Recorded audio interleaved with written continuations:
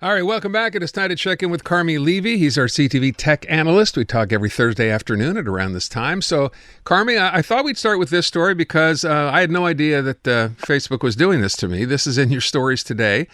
So this was a leak that ended up showing that Facebook or somebody is actually listening to your phone's microphone so they can serve you the ads they think you want to see? Yeah, they said the quiet part out loud. We've always suspected. You're having a conversation with a friend, and you're not searching for anything, but you're just talking about it. And next thing you know, those ads just start showing up on your phone, often within Facebook. And you're wondering, wait a second, is it listening to me? So Cox Media Group, they're a big radio, television, digital platform company in the U.S. They had a PowerPoint deck, a slide deck that showed it's a service they offer. It's called Active Listening, which allows them, it uses artificial intelligence to capture real-time intent data by listening to our conversations. And then they hand that insight over to advertisers, and they use that to target ads to you. Facebook is one of its clients, so was Google, so was Amazon. So, if you think that Facebook is listening to you, well, Cox Media Group just proved it absolutely is. And you might want to think about, what you talk about when you're within earshot of your smartphone or other smart device. But also, when you first install the app, we give permission to it. It asks for access to the microphone. It asks for access to our contacts, our calendar, other aspects or facets of our smartphone. And so we're essentially handing over that permission. We're allowing apps to do this. And so today we're talking about Facebook, but in reality, it could be any other app that we have on our phones. And we really have to start thinking about what data is being soaked up when we install it. And in some cases, is it listening to us? And the short answer, it's a frightening one, is yes. I have to start talking Pig Latin to try to throw my phone off. Wow. More importantly, how do you turn this, or how do you avoid this? Is there something you can do setting-wise? Yeah, well, you can. So you can go into the settings after you've installed an app, and you can, in some cases, customize what the app has access to. So if you don't want it to listen to you, you can actually turn off access to the mic or to the camera or to other things. The problem is that comes with a cost of convenience. And now it's going to be less convenient to use the app. If you tell Google Maps, for example, well, you can't use my GPS chip anymore, well, then it's not really useful for its intended purpose. So you have to sort of decide what convenience am I going to get and what am I going to give up in the process, and where does that balance lie? So you can do that. You can go into the settings and tweak them, or, and this is an important one, when you're no longer using the app on your phone, get rid of it. Because if an app, even if it's just sitting there unused, it's still soaking up data in the background, and you reduce the amount of information that's being collected on you by getting rid of apps that you're no longer using. Wow, there's good advice. You look at a page, you just scroll through, you figure you haven't used it, it's okay to sit there, and clearly it's not, as you just said. It is still gathering information on you. Good advice. Okay. Yeah. Let me move on from that and talk about this. I have no idea what this is about. I said we talk about AI.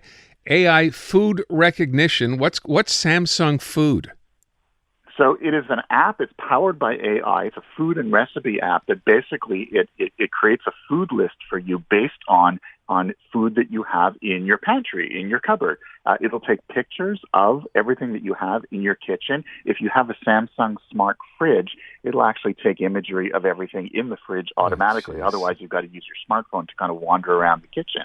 It'll build grocery lists. It'll build food lists. And then it'll also be able to tell you, based on what it knows about you, it'll use artificial intelligence to create meal plans for the week and recipes. And so if you're not sure, I've got these 3 ingredients in my fridge and I don't really know what to make of it, you feed it into this app and it'll tell you, make this meal, and here are the recipes to do that. And so it's super convenient.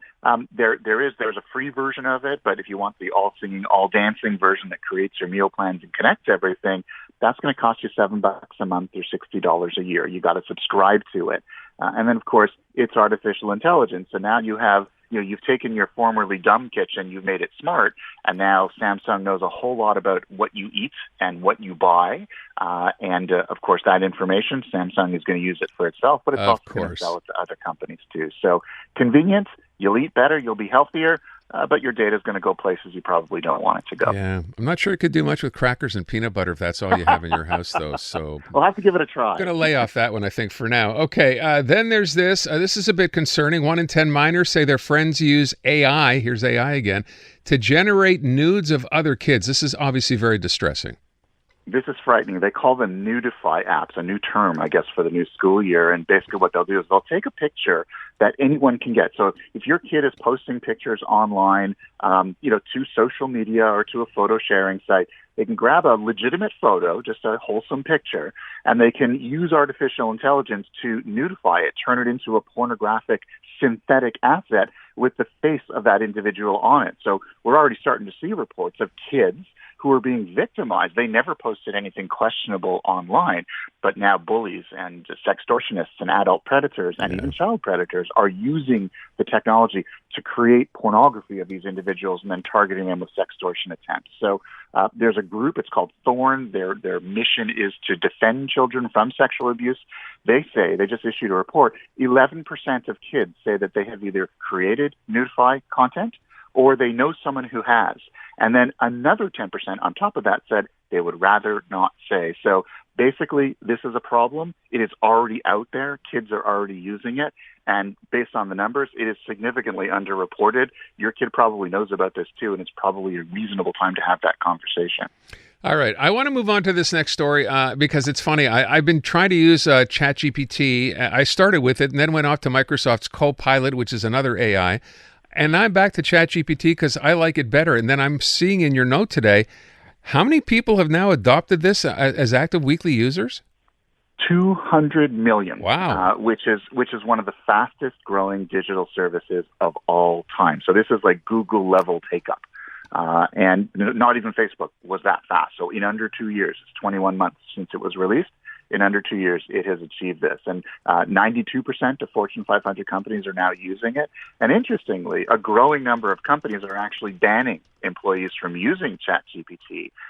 So they use it on the slide. So you might be sitting at your desk using your computer, but if you want to look something up on ChatGPT, you'll pull out your personal phone and you'll use the app on your phone. That seems to be happening fairly frequently as well. So, it's really popular, but a lot of people don't want to admit it. So I'm willing to bet that 200 million number is probably even bigger, but a lot of people are being secretive about it.